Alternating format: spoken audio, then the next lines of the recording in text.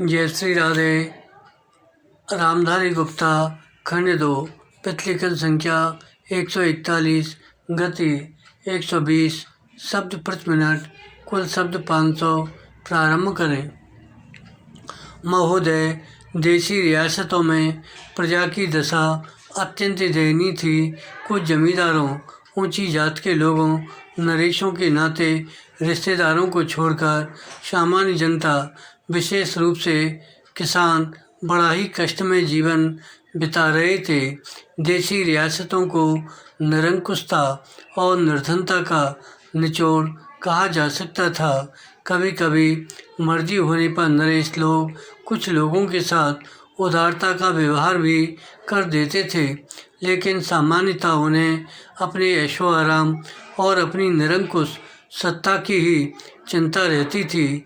देशी रियासतों की संख्या लगभग 700 थी, जिनमें से हैदराबाद, कश्मीर, मैसूर आदि रियासतें काफ़ी बड़ी थीं। कुछ रियासतें तो ब्रिटिश सरकार के किसी एक गांव के बराबर छोटी थीं। कुछ रियासतों का क्षेत्रफल केवल कुछ एकड़ ही था, लेकिन इन्हें देशी रियासतों के सारे अधिकार और दर्जा प्राप्त था। इन नरेशों के अधिकार एक समान नहीं थे। कुछ नरेशों को काफ़ी हद तक वास्तविक सत्ता प्राप्त थी, कम से कम देखने में, और कुछ को लगान वसूलने और अपनी प्रजा को आतंकित करने के सिवाय और कोई अधिकार नहीं थे। इस हालत के लिए देशी नरेशों को ही अकेले दोषी नहीं ठहराया जा सकता।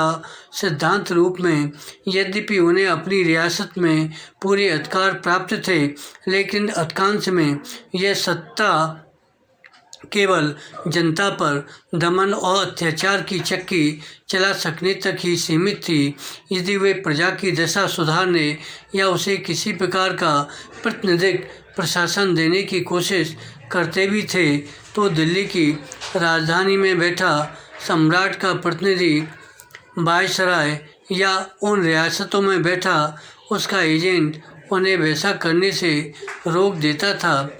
ऐसा वास्तव में हुआ भी था कि नरेशों ने उत्तरदायी सरकार स्थापित करने में अपनी असमर्थता व्यक्त की थी, क्योंकि वैसा करना सर्वोच्च सत्ता ब्रिटिश सरकार के साथ हुई संधि की शर्तों के विरुद्ध होता था।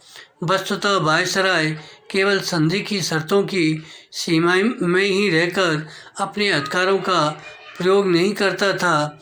जब बरार को लेकर कुछ विवाद उत्पन्न हुआ था, तब लॉर्ड रीडिंग ने यह बात निजाम को अच्छी तरह समझा भी दी थी। यह कहना बहुत हद तक ठीक होगा कि असली सत्ता विभिन्न रियासतों में नियुक्त भारत के एजेंटों या रेजिडेंटों के हाथ में होती थी, और इन लोगों को भारत सरकार के पॉलिटिकल डिपार्टमेंट की सलाह के अनुसार चलना पड़ता था। एजेंट या रेजिडेंट की सहमति के बिना किसी नरेश के लिए जनता की भलाई के लिए कोई कदम उठाना संभव नहीं था। आरंभ में इन एजेंटों या रेजिडेंटों से भारत सरकार के पॉलिटिकल एजेंट के रूप में कार्य करने की अपेक्षा की जाती थी, किंतु बीपी मेनन के अनुसार धीरे धीरे उनका स्वरूप बदलकर एक श्रेष्ठतर सरकार के कार्यपालक और नियंत्रक अधिकारियों का हो गया। सरकार ने इन रियासतों का उपयोग उन गंदगी जमा करने वाले गणों के रूप में किया, जिनमें शेष भारत का संचित दुख दर्द बहाकर जमा हो सकता था। विराम 1920-21 तक रियासतों में कोई राजनीतिक गतिविधि नहीं होती थी। धन्यवाद।